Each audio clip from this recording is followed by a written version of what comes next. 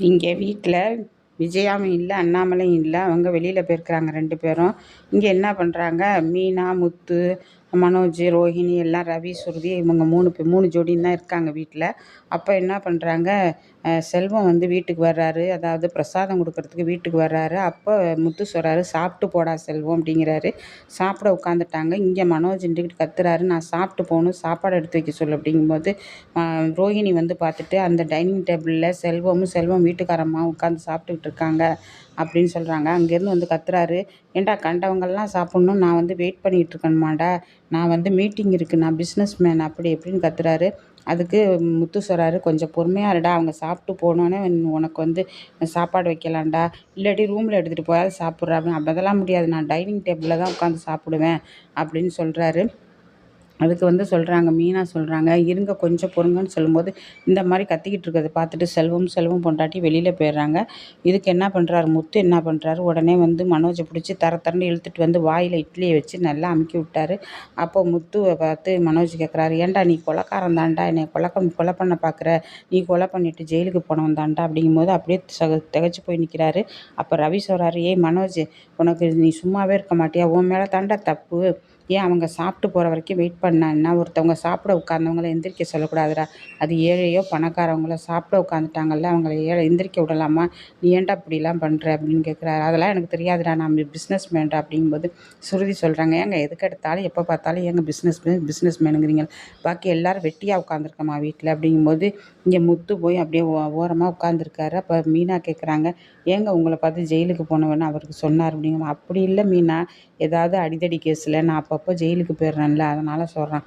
இல்லையே, அவர் வேறு மாதிரிலாம் சொன்னார், நீ ரொம்ப யோசனை பண்ணிக்கிட்டு இருக்காத, போய் எனக்கு ஒரு டீ போட்டு எடுத்துகிட்டு வா அப்படிங்கிறாரு. இதை யோசனை பண்ணிக்கிட்டே போகுது மீனா. இப்படி தானே அன்னைக்கு ஒரு நாள் பாட்டியும் சொன்னாங்க, இதை கண்டுபிடிக்கணும், எதுக்கு போனார், என்னத்துக்கு போனார்னு கண்டுபிடிக்கணும்னு சொல்கிறாங்க. இங்கே கல்யாணமும் வந்துருச்சு. கல்யாணம் வந்ததும் யாருக்கு, அண்ணாமலையோட ஃப்ரெண்டு வீட்டில் கல்யாணம் வந்துருச்சு. அப்போ அங்கே என்ன பண்ணுறாரு, கறிக்கடை மணி இங்கேயும் ஆடிக்கிட்டு நிற்கிறாரு, எங்கே பார்த்தாலும் நிற்கிறாரு, சுற்றிக்கிட்டு நிற்கிறாரு. அப்போ என்ன பண்ணுறாரு, திடீர்னு இவர் முத்து அங்கே வந்து ஏதோ எடுக்க வரும்போது அவரை பார்த்துட்டாரு. என்ன இவர் இங்கே நிற்கிறாரு அப்படின்னு சொல்லிட்டு பார்க்கும்போது அப்பாவை கூப்பிட்றாரு, எப்பா இங்கே வாப்பா, ஒரு அதிசயத்தையே மனோஜ், நீ தாண்டா முக்கியமாக இதை வந்து பார்க்கணும், வாடா அப்படின்னு சொல்லிட்டு அழைச்சிட்டு வர்றாரு. அழைச்சிட்டு வரும்போது என்ன பண்ணிடுறாரு, கறிக்கடை மணி வந்து என்ன பண்ணுறாரு, சாப்பாடெலாம் வச்சுக்கிட்டு நிற்கும்போது, அங்கே பாருங்கள் அவங்க மலேசியா சம்மந்தி அப்படிங்கும்போது விஜயாவும் நிற்கிது பக்கத்தில். என்ன மலேசியா சம்மந்தி, என்ன இங்கே சம்மந்தி, நீங்கள் என்ன இங்கே நிற்கிறீங்க, அப்படி சம்மந்தியா, அவர் அப்படியே சமாளிச்சிட்டாரு. கறிக்கடை மணி, சம்மந்தியா, நான் சம்மந்தி, உங்களுக்கு சம்மந்தி கிடையாது, அவருக்கு தான் சம்மந்தி, நீங்கள் யார் அப்படின்னு கேட்குறாரு. என்ன எங்களை பார்த்து நீங்கள் யாருங்கிறீங்க, ரோஹிணியை தெரியுமா உங்களுக்கு, ரோஹிணியெலாம் எனக்கு யாரையும் தெரியாது அப்படிங்கிறாங்க. அப்படின்னு சொல்லும்போது, என்ன சம்மந்தி நீங்கள் தெரியாதுங்கிறீங்கன்னு சொல்லிட்டு ரோஹிணி அங்கேருந்து முடியாது வந்து, இது என் மாமா கிடையாது அப்படிங்கும்போது, எப்படிம்மா சொல்கிற நீ என் மாமா கிடையாதுண்டு அப்படின்னு அண்ணாமலை கேட்குறாரு.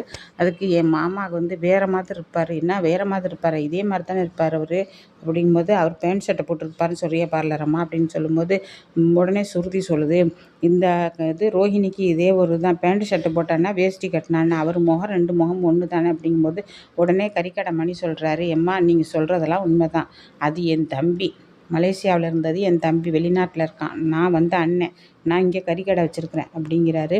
என்ன சொல்கிறீங்க, லாஜிக்காகவே இல்லையே அப்படின்னு சொல்கிறாங்க. ஆமாம், நான் கறிக்கடை வச்சுருக்கேன், என் தம்பி சின்ன வயசுலேயே ஊரை விட்டு ஓடி போயிட்டான், அவன் தான் அங்கே இருக்கிறான். அப்போது உங்களுக்கு ரோஹிணியை தெரியுமா, எந்த ரோஹிணி அப்படின்னு சொல்லும்போது, உங்களுக்கு ஒரு அக்கா பொண்ணோ தங்கச்சி பொண்ணோ இருந்துச்சுல்ல, அவங்கள தான் சொல்கிறேன், தெரியுமா உங்களுக்கு அப்படிங்கும்போது, எனக்கு தெரியாதே அப்படின்னு, எனக்கு தெரியாது, நாங்கள்லாம் சின்ன வயசுலேயே பிரிஞ்சு வந்துட்டோம், இருங்க அப்படின்னு சொல்லிட்டு ரோஹிணியை கொண்டு வந்து நிப்பாட்டுறாங்க. இதுதான் உங்கள் அக்கா பொண்ணு, இது அவர் வந்து ஏற்கனவே வந்தார்ல மணி, மலேசியா மணி, அவர அக்கா பொண்ணு இது. இப்போ நீங்களும் மணிங்கிறீங்க, 2 பேரும் ஒரே பேராக வச்சுக்கிட்டீங்க. இல்லைப்பா, எனக்கு வந்து கறிக்கடை மணின்னு பேர், அவனுக்கு மலேசியா மணின்னு பேர், ப்ரௌன் மணின்னு பேர் அப்படிங்கும்போது, என்ன ப்ரௌன் மணியா அப்படின்னு முத்து கேட்குறாரு. இதில் ஏதோ ஒரு சிக்கல் இருக்குது, இது வந்து இவர் பேசுகிறதே சரியில்லையே அப்படிங்கும்போது, நீங்கள் எதையாவது பேசுங்க அப்படின்னு சொல்லிட்டு அவர் அப்படியே நழுவி போயிடுறாரு. உடனே முத்து யோசிக்கிறாரு, இது சரியில்லையே இந்த ஆள் பேசுகிறது, இந்த ஆளை 2 தட்டு தட்டுனா உண்மையை சொல்லிடுவான் அப்படின்னு நினச்சிக்கிட்டு நிற்கிறாரு. அப்போ முத்து தனியாக போய் ரோஹிணி என்ன பண்ணுறாங்க, கறிக்கடை மணியை பார்த்து, நீங்கள் ஏன் இந்த கல்யாணத்துக்கு வந்தீங்க, ஏம்மா இந்த கல்யாணத்துக்கு நான் தாம்மா முதல்ல நிற்கணும், என் தங்கச்சி பொண்ணுக்கு தாம்மா கல்யாணம், வேறு யாருக்கு கல்யாணம் நீ நினச்ச, உன்கிட்ட வந்து நான் வந்து அங்கே வந்து ஃபர்னிச்சர் கடையில் வந்து ஜாமான் வாங்கினேன்ல உன் ஷோரூமில் வந்து, அது என் தங்கச்சி பொண்ணுக்கு தான் வாங்கினேன் அப்படிங்கிறாரு.